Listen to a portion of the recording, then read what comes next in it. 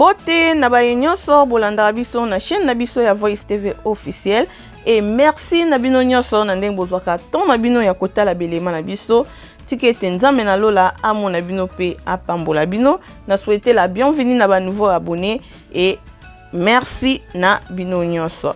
Voilà la famille leo toza na recette na biso eza vraiment simple ya ko réaliser oyo ezali ya ngulu na épinard. Awa déjà to sokola ki viande na biso tozo le kaskoyo na ko assaisonner musuni na biso. Awa to tie assaisonnement na biso na ngulu na biso mais ça là assaisonnement nyonso oyo oza nango. To yeko zo mwanda mwa muscade na biso to tie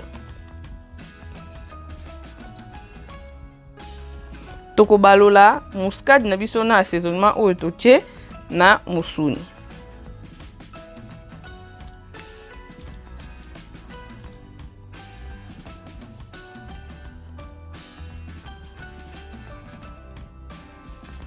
Tosisi ko balongo to tiango na pembeni. Awa tozali na céleri na biso na ail na biso. Tozui mungwa to tie na kati.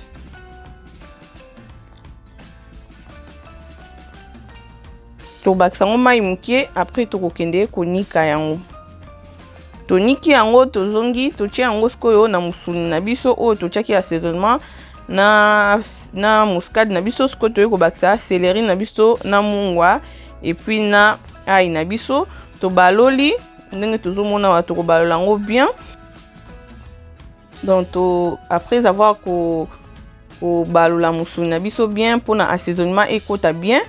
Tokotika yango na côté pendant 1 heure de temps pour na ekota mungwa bien mais eso dépend na yo okotika yango ata 30 minutes eza nango problème te. Donc so to sisi boye to finiki yango to tika yango à côté ekota mungwa bien. Voilà awa tozongi mungwa musuni na biso to lakisi te pour vidéo za mulaite to tie yango déjà na four et puis maki 1 heure de temps après to tie yango na four. Ah tozongi tozana ba baby spinach na biso to sokoli yango déjà très bien to nettoyer yango et to comme une étape na biso oyo tozo kata mais soko lingo kata yango to lingo tika yango mubibimba pas de problème nga pona nga moko personnellement et déranger nga te so na bina tika yango mibimba mais comme tozala pe na bana na ndako faut kanisa pe bana eza pe très important bana baliaka ba biloko ba légumes donc pona bana na nga so na tika yango mibimba bongo ba olia te ba olingaka kolia soupe alors tozana pe pona to encourager bana na biso baliaka ba légumes na ba fruits pona baza pe na santé malamu. C'est pour cela nazo kata yango pona bango pe balia bien. Voilà. Wana to sisi ko kata épinard na biso tozongi mafuta na biso déjà ezwaki moto to tie matungulu na biso. Donc on a chauffé mafuta nanga vraiment na chauffer ngo makasi pour na za vraiment na besoin ya pimbo ya matungulu et bima vraiment bien ndenge tozo moni ça nditi moi couleur nditi tozo changer ndenge to mona na donc na za vraiment na besoin nango eza bongo to ekozwa ndembi na biso to tie ndembi nanga uti na congélateur na conservaka nanga na congélateur so na za na temps na sombi ebele na bongisi na tie nanga na congélateur. Donc to tie bongo to moni ndembi na biso pe ebeli to yekozwa sko tomate na biso to nikaki matungulu na ndembi eza ya kokata mais tomate na biso to niki yango to tie tomate na biso to kozela pe tomate na biso ebeli.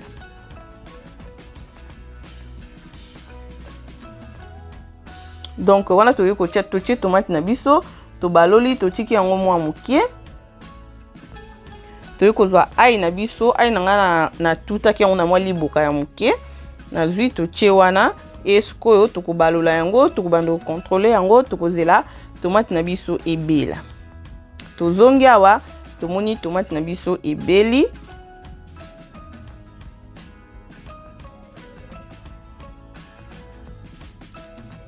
Donc tomate na biso ebeli. To zui épinard na biso oyo to kataki soki pe okati te eza nango problème te tozwi yango sikoyo to tie to bandi kotia awa na sauce na biso oyo to salaki.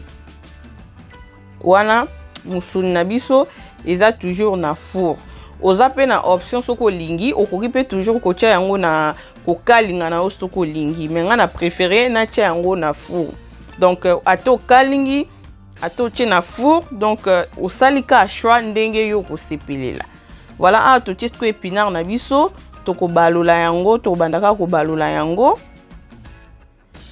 Awa une étape où tu as besoin de bakisa mai te parce que épinard ekobota mai nango ndenge to sokola ki yango wana et tout yango moko ebimisaka déjà mai nango to kotika yango ekita ebimisa mai nango tozo kalinga yango tozo balula tozo tala tozongi épinard na biso ebimisa vraiment mai kutu mai ekiti donc pona ka ko laksa ebele te ebimisa ki mai sko mai na biso kutu ekiti ndambo. Voilà,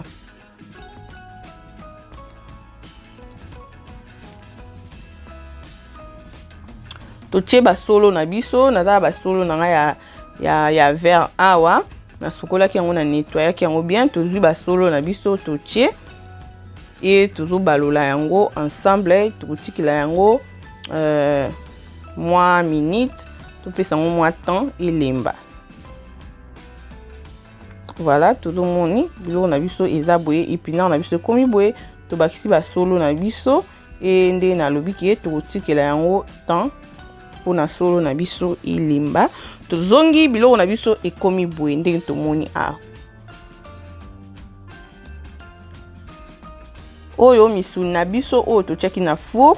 Donc ngulu na biso to tiaki na four ngana tiaki na four to moni yango eteli vraiment bien mais si vous préférez au kalinga nde to lobi ezaka na problème te au sali choix ça dépend de ngolingi olela biloko na yo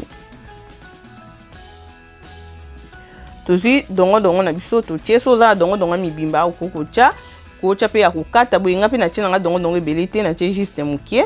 Donc c'est ça pour nous bakisa ka ba vitamine na nzoto e na yo kozwa mwa mungwa na biso to tie to yo kozwa sko mai to tie to tia pe mai ebele te po biloko na biso to yebi ki eza vraiment na besoin te toka soki ndenge nini épinard na biso déjà efandi na moto musuni na biso ebeli nango deya na four. Donc c'est juste esangana vraiment ensemble et dongo na biso elemba biloko nyonso vraiment ekoma donc ekoma eloko moko na nzungu eyebana te o eza nini. Voilà, donc to tie bongo to bakisi mwa mai na biso et comme to na bakisi mai nanga tomoni to tikaki yango etoki e biloko na biso ekomi boye nde tozomona awa. Donc yoka yango kala te biloko na biso ngo koma nango ready. Donc c'est ça tout.